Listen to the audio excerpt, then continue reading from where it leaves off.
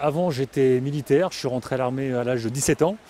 Donc je suis rentré en 92, j'ai fait 13 ans d'armée. À l'issue de mes 13 ans d'armée, j'ai décidé d'intégrer la gendarmerie. Je suis à la gendarmerie d'Abondance depuis 2006. J'ai une femme et deux enfants qui ont 3 et 4 ans et deux petits bouts que j'adore. J'ai été affectée à la brigade de Megève en 2008. Ça fait 5 ans que je suis à Megève. On fait de la police route, on fait des interventions comme on a pu voir tout à l'heure, des cambriolages, des accidents de la route. Le travail est très diversifié et on peut être amené à avoir des missions complètement différentes de jour en jour. C'est le quotidien de tout le monde, hein. C'est forcément tout ce qui est plainte, tout ce qui est vol, etc. Les gens viennent nous voir pour leurs différentes doléances. Après, on est quand même unité de montagne ici, donc c'est quand même quelque chose de particulier. On est assez reclus, on est un petit peu loin de tout. On a la montagne juste à côté de nous.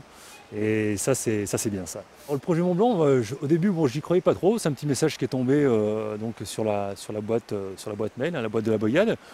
Et puis je me dis bon allez, je vais quand même tenter le coup, on ne sait jamais, des fois que sur un malentendu. J'ai postulé. J'ai une amie qui m'a fait part d'un message comme quoi il recherchait une candidature pour l'ascension du Mont Blanc. Et j'ai tout de suite adhéré au projet et j'ai fait ma lettre de motivation. J'ai été retenue et j'étais assez fière d'être retenue et contente de faire partie de ce projet. À l'issue de l'entretien, donc on m'a dit c'est moi. Grande joie au début, grande joie, et puis après ça retombe un petit peu, le stress qui arrive après, parce qu'on se dit bon sang, est-ce que je vais y arriver? Pour moi c'est pas un projet facile, même si j'ai une bonne expérience de la montagne, ça reste on va dire l'inaccessible dans la région, quoi. Le Mont Blanc, je vois ça comme une bonne expérience, mais aussi voilà, beaucoup de difficultés. C'est quelque chose de mythique, quand même, tout le monde ne le fait pas.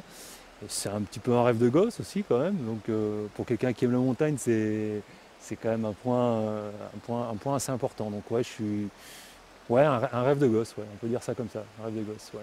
On a des gros doutes, surtout après ce qui s'est passé cet été, l'avalanche qui a été assez meurtrière, donc ouais, on a beaucoup de doutes par rapport à ça. Ouais. Depuis l'été dernier, on a fait quand même pas mal d'entraînement avec le PGHM. On a appris à monter avec des crampons, etc., à monter en cordée. Parce qu'en fait, ça a tellement fondu là qu'on va mettre les pieds dans les cailloux et tout. Ça sera plus agréable de marcher sur le glacier tout le long. On a fait beaucoup aussi d'entraînement physique, hein, tout ce qui est vélo, course à pied, etc.